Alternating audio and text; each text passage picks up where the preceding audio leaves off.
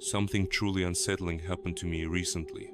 So disturbing, in fact, that I packed my bags and left the house I once loved, my childhood home. I live in a small village, just 5 kilometers from the city. Mostly elderly folks live here, in crooked moss-covered houses that look like they've stood a century too long. You hardly ever see young people around, unless they're visiting their grandparents. Why did I stay here? 5 months ago, I lost the most important person in my life. You can probably guess who. She lived in that house. I used to rent a dorm room near my college, but when the hospital called with the news, I left everything and came back.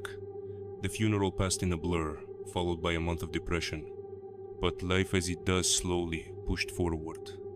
I adjusted to the quiet, resumed my studies, and tried to live a normal life, alone now. But that's not the story. On the edge of our village stands an old, decaying church. It's been abandoned for as long as I can remember. No one ever tried to restore it, probably because there's nothing left to save. The foundation's sunken, deep cracks line the walls, and the dome at the top seems ready to collapse at any moment. Still, somehow, it hangs on. The worn, shattered icon still gazes down, haunting the rare passerby who dares to look up.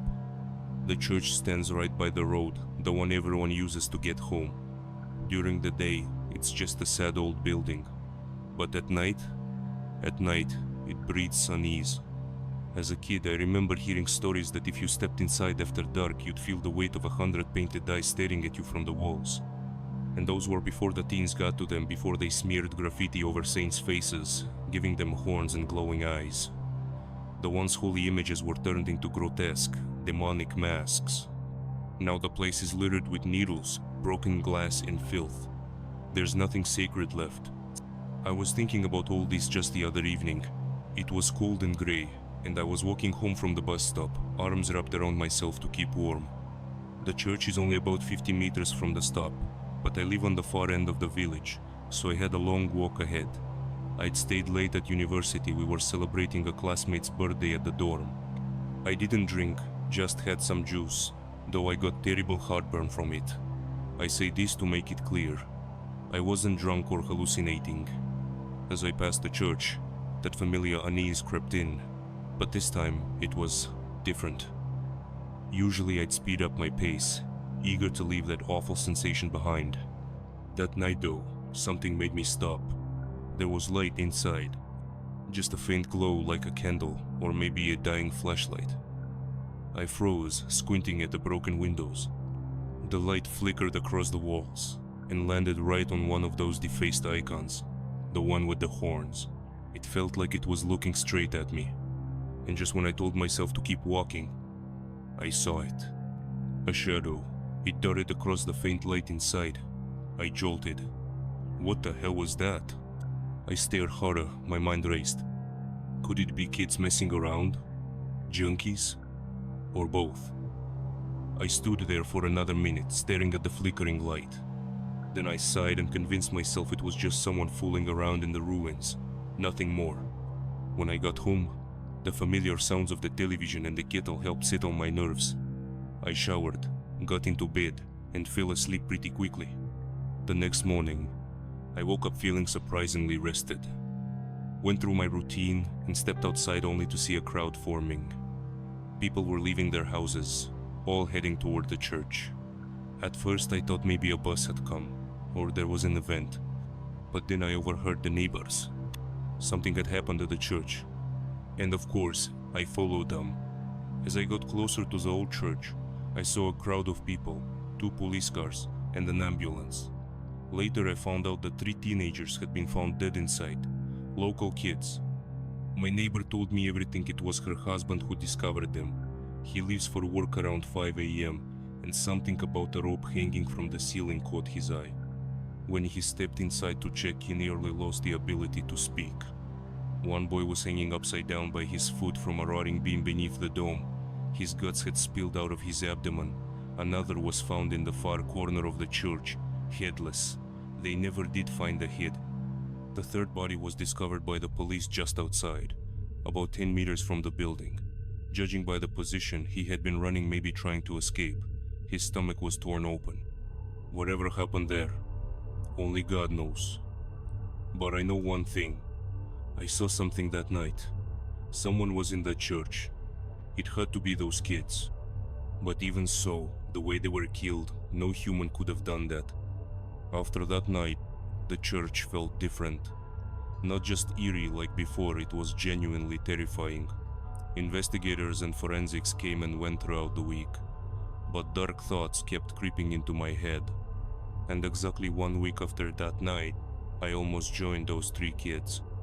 It was late again. I stayed out too long at university. Went for a walk with a friend. At around 11:40 p.m., I ordered a cab to get home. The driver refused to go deeper into the village. The road was too rough, so he dropped me off at the usual bus stop, barely 50 meters from the church. I stepped out, not thinking much of it. But the moment I looked toward the building, the cab sped off, like he couldn't wait to get away. I stood there for a second, staring at the silhouette of the church. Something about it pulled at me, like it always had, but this time, worse. I took a deep breath and started walking home. As I passed the building, in the dead silence of the night, I heard shuffling inside, like someone dragging their feet across the floor. I froze. Why did I stop? I still don't know. But I stood there, peering into the dark, when something darted from one shadow to another inside. My blood turned to ice. I should have run, but I just kept staring, like an idiot. Then I saw it again, a blur, a shape moving fast. And then the footsteps. Heavy, dragging footsteps echoed from within. Something was in there. It stopped right in front of the church's massive entrance. I saw a figure standing still. I wanted to turn and run, or at least look away, but I couldn't. My eyes were locked on it. What stood in that doorway, it broke my brain. It was tall, nearly 3 meters, maybe more. The body was grotesquely stretched, like a twisted woman with unnaturally long legs, half covered by a pitch-black dress. She held a candle in one hand. Her face was pulled into a crooked smile. Skin pale like chalk, her eyes sunken and darker than the night.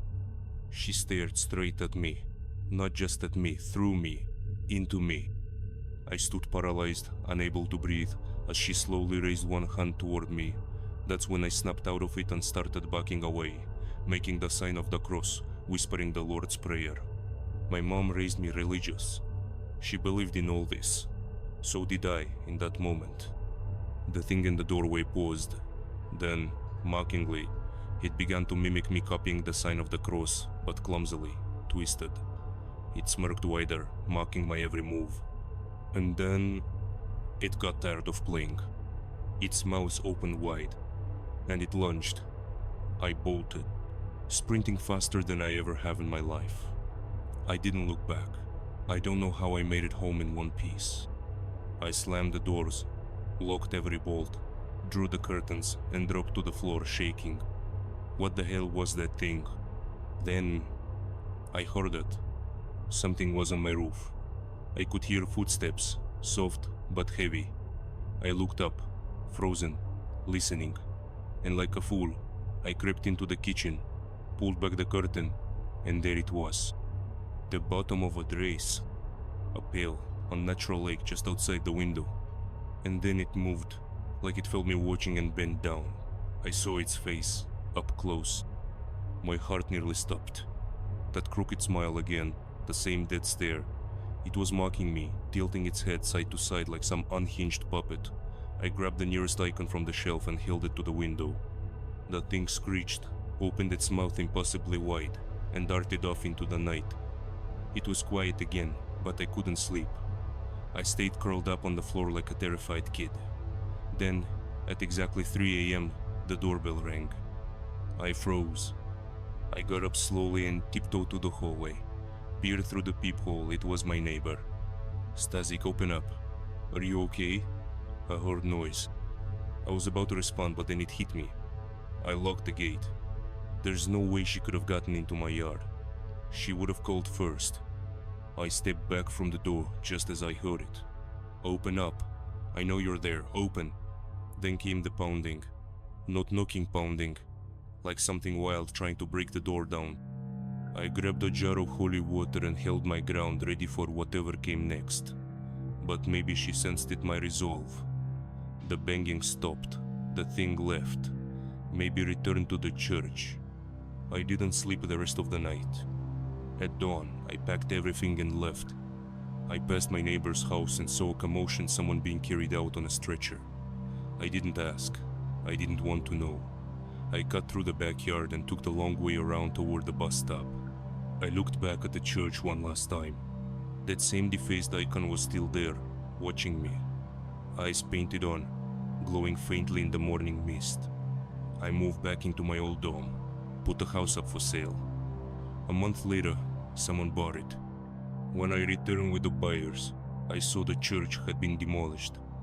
Locals told me 5 more people had gone missing since the night of the murders. What really happened there, I'll never know. But I do know this. There are things in this world that defy logic, things beyond human comprehension. Things that are dark, ancient, and terrifying. And all it took was one broken down church to remind me of that.